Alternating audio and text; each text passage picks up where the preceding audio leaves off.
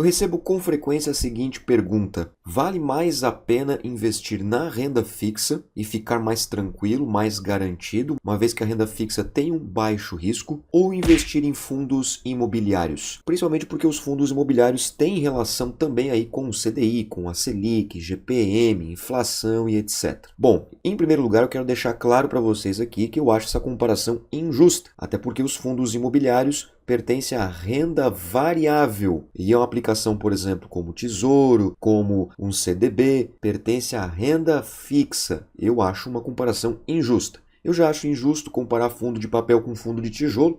Já vejo como dois ativos totalmente distintos, apesar de estarem na renda variável e pertencerem à classe de fundos imobiliários. Mas eu acho que são distintos. Só que o pessoal fica um pouco na dúvida ainda, porque é o seguinte, a gente tem aí uma taxa Selic ainda relativamente alta, no momento que eu estou gravando esse vídeo, em 10,5%, e o CDI, como ele é 0,1% a menos do que a Selic, então estamos com 10,4% de taxa CDI. E muitos preferem investir na renda fixa por questão de segurança. Fica tranquilo, dorme bem, né? Não corre o risco da renda variável. Ok, eu até entendo o seu raciocínio, entendo perfeitamente. A questão é, quando a gente pensa em investimento, principalmente para aposentadoria ou liberdade financeira, que é um patamar maior do que a aposentadoria, o pensamento sempre é longo prazo e nunca curto prazo. Dependendo do momento que nós estamos na economia, obviamente que um CDB pode ser interessante, né? Como nós vivemos aí 2022, 2023. Eu mesmo, particularmente falando, inclusive trouxe para vocês esses vídeos aqui, eu consegui produtos a 140% do CDI, me rendeu legal. Só que já não tem mais esse tipo de produto, até porque a Selic já não está mais em 13,75%, como a gente viu em 2023. Ela já baixou 3,25%, não é verdade?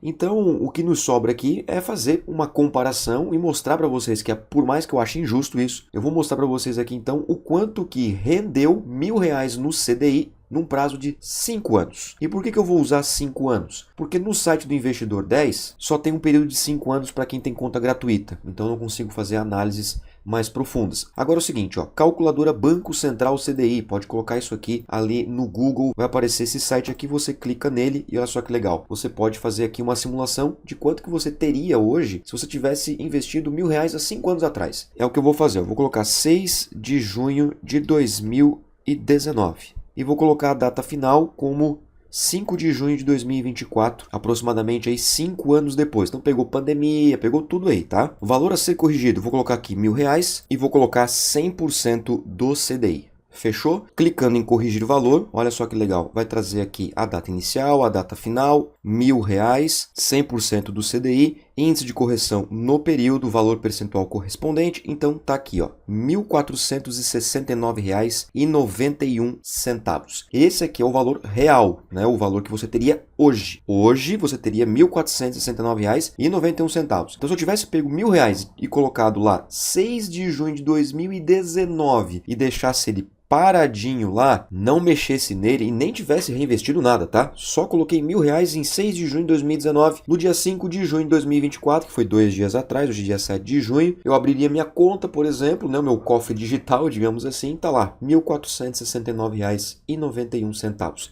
Esse é o valor que você teria. Agora, será que esse valor é superior, por exemplo, a eu ter investido em um fundo imobiliário, um poderoso fundo imobiliário, os maiores fundos imobiliários, por exemplo? É isso que a gente vai ver aqui. Por exemplo, ó, clicando em FIIs aqui no Investidor 10, o que eu fiz, tá? Por isso que já tem um viés. Eu selecionei apenas os 10 fundos imobiliários com maior valor patrimonial. Cliquei aqui, vai abrir uma lista com fundos imobiliários com os maiores valores patrimoniais, só que eu fui até o 10º, que é o IRDM. Só que nós temos outros fundos imobiliários muito bons, top, que não estão entre os 10, mas são, por exemplo, gigantes da bolsa, né? Como, por exemplo, o HGRU, como o KNCA, que é um fiagro da Quineia, o HSML, o VILG11, o HGR11, que são famosos aí, né? O MAL11, e alguns fundos de papel, como o VGHF11, mas, por exemplo, o VGHF11 ele não tem 5 anos para fazer essa comparação. Enfim, então eu peguei os 10 primeiros, que era para não correr esse risco aí, de ter algum fundo imobiliário que não tivesse mais de 5 anos,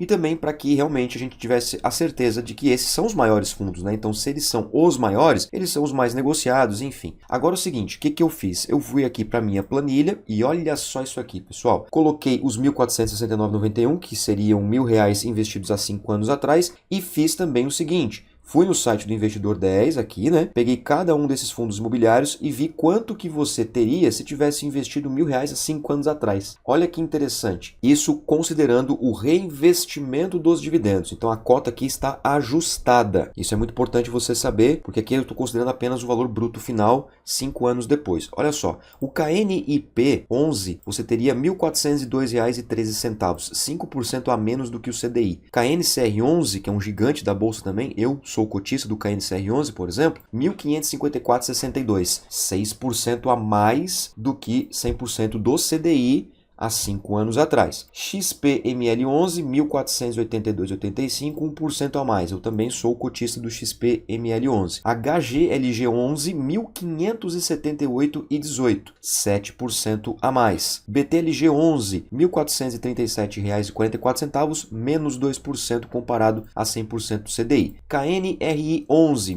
1.446,05, menos 2% também. VISC11, R$ 1.575,95,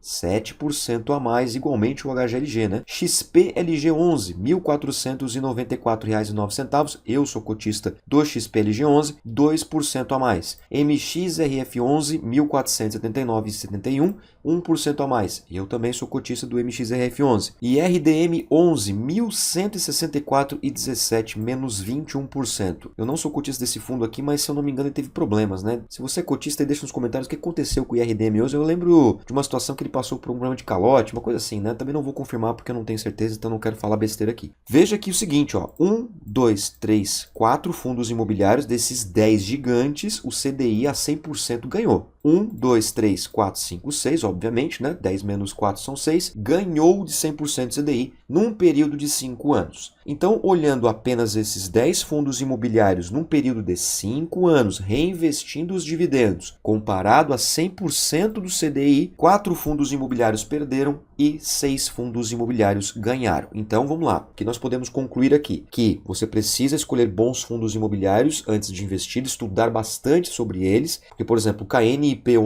é o maior fundo em termos de valor patrimonial. E aí, ó, perdeu para o CDI. Não estou dizendo, até porque nunca vou falar isso, que, então só investe em fundos imobiliários nesses aí, nesses 6 que ganharam. Não, não é assim que funciona. Por quê? Porque eu fiz uma simulação de 100% do CDI. Eu já falei várias vezes aqui para vocês no canal, pessoal. Se você for aplicar dinheiro no CDB, né, fazer uma aplicação em certificado de depósito interbancário, independentemente da instituição que você escolha, tente achar algo acima de 100% do CDI. Porque se aqui, por exemplo, fosse 110% do CDI, por exemplo, imagina como que seria esse valor aqui, né?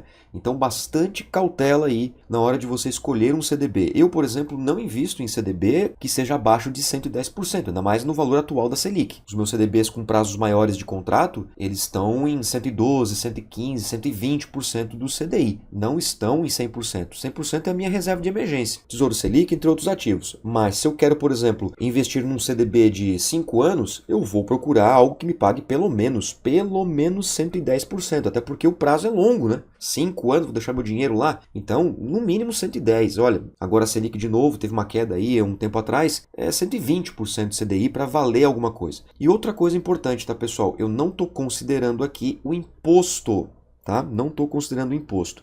Exemplo, se você pegasse esses R$ 1.469,91 e resgatasse ele agora, você teria que pagar imposto também. E como passou mais de 2 anos, né, porque aqui a simulação são 5, eu teria que descontar 15% de imposto de renda.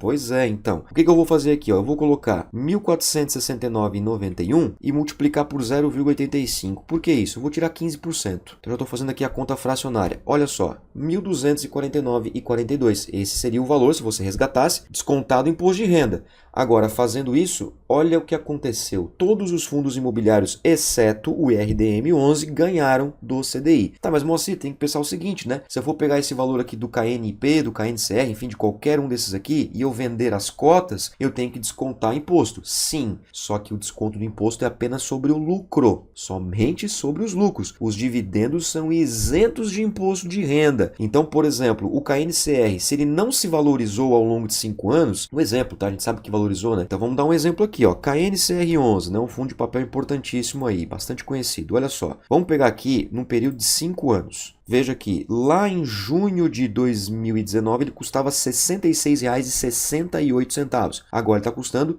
103,46. Então, com R$ 1.000 você comprou uma quantidade X de cotas aqui e elas se valorizaram. Então, se você fosse vender essas cotas que você comprou lá em 2019, você vai pagar imposto somente sobre o lucro. Vamos supor aqui, né? Ó, 103 menos 66. Vamos botar essa conta aí, vai dar 37 pila. Então você tem que pagar 20% de R$ 37,00 por cota. Os dividendos não. Os dividendos são isentos de imposto de renda. Só porque essa conta aqui dá um trabalhão para eu poder fazer para vocês, né? Então eu vou retornar ao valor anterior. Ó. Vamos deixar dessa forma aqui, pensando que você vai continuar, né, com esses R$ 1.469,91 por mais tempo aí. Moral da história aqui, Ninja.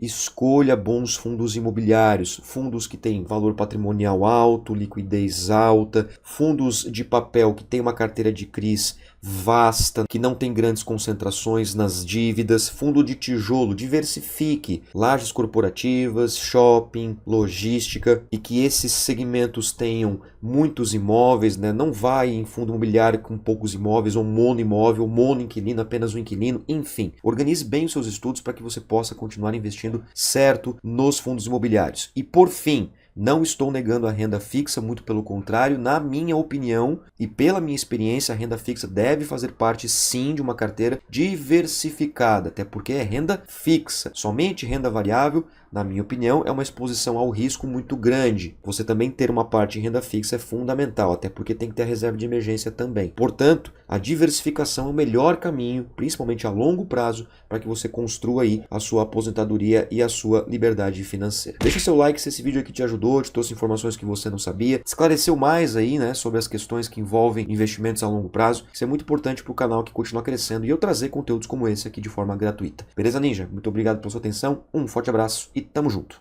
Tchau!